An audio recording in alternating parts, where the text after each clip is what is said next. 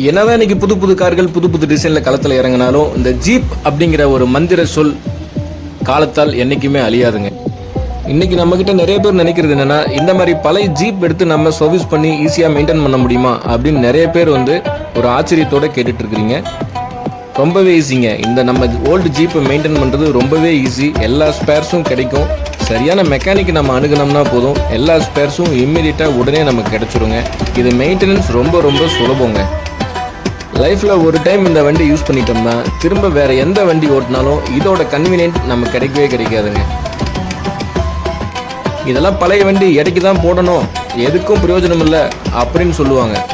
ஆனால் இந்த வண்டி வச்சுருக்கவங்களுக்கு தான் தெரியும் இது தங்கம்ன்ட்டு. நம்மளில் சில பேர் சில வண்டிகளை சாலைகளின் அரசன் அப்படின்னு ஒரு சில வண்டிகளை நம்ம குறிப்பிடுவோம். ஆனால் இந்த ஜீப் பார்த்திங்கன்னா சாலைகளுக்கு மட்டும் அரசன் இல்லைங்க, சாலைகள் இல்லாத இடத்துலையும் இவர் தான் அரசன்.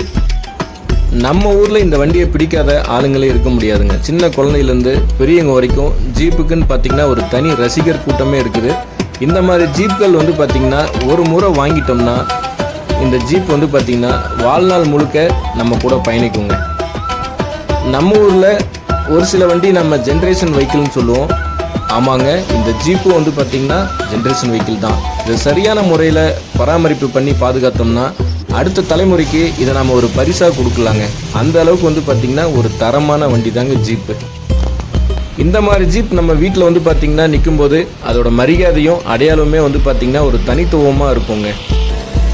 இந்த வீடியோ பார்த்துட்டு இருக்க உங்களுக்கு யாருக்காவது ஜீப் வேணும்னா கீழே இருக்க நம்பர் கால் பண்ணுங்கள். உங்களுக்கு வேணுங்கிற ஜீப்பை இப்போவே புக் பண்ணுங்கள். தேங்க்யூ.